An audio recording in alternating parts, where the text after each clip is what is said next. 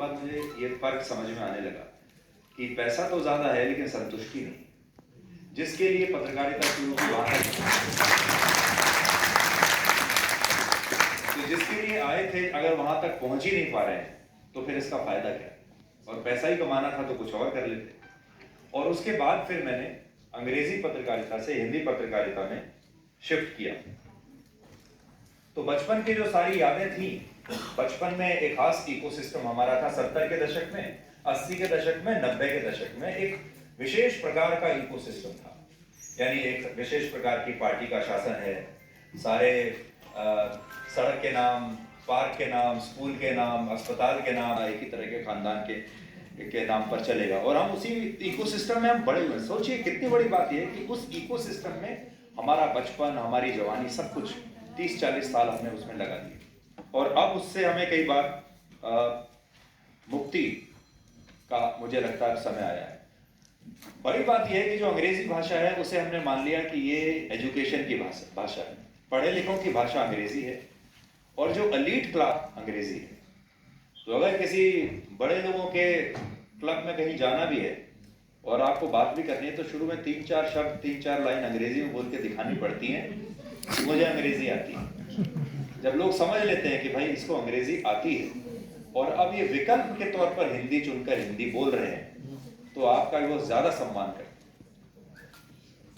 और नहीं कहते हैं कि अरे आपको अंग्रेजी आती नहीं इसलिए आप मजबूरी में आप हिंदी में बात कर रहे हैं।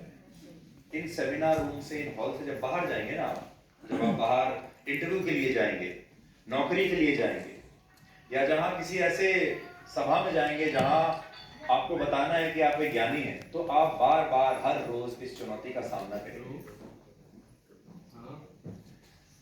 लेकिन इस पूरे दौर में शायद हिंदी कमजोर होती चली गई इसकी वजह से, और हिंदी बोलने में गर्वान्वित महसूस करने वालों की संख्या कम होती चली गई।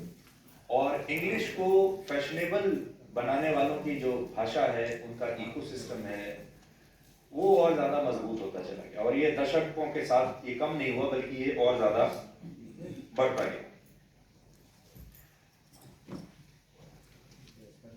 हिंदी न्यूज चैनल्स में जहां मैंने काम किया, हिंदी हमारी रोजी रोटी भी है, हमारा संचार का माध्यम भी है, आपके साथ रिश्ता बनाने का माध्यम भी है, हमारी मातृभाषा भी है। तो ये हिंदी का इकोसिस्टम है जो हमारे इस रिश्ते को आपके साथ जोड़ता है, मजबूत करता है। हर रोज जैसे मैं आपके सामने आता हूँ, अब आज तक पर आता हूँ, ब्लैक एंड व्हाइट जब करता हूँ तो हिंदी भी अलग अलग अब लगातार, जैसे आप देखिए कि मेरे हाथ में एक स्मार्टफोन है, हर 2 महीने में इसका एक अपडेट आ जाता है, हर साल इसका एक और नया वर्जन आ जाता है, आईफोन 30, 40, 50, 60 लगातार आता है। इसी प्रकार से गाड़ियां देख लीजिए, आज से पिछले साल, उससे पिछले साल, 10 साल पहले जो गाड़ी आती थी आज वो बिल्कुल बदल चुकी है। कोई भी प्रोडक्ट अगर आप देख लीजिए, हर प्रोडक्ट ने नया इनोवेशन किया है और अपने आप को अपग्रेड किया है, हर हफ्ते, हर महीने, हर साल।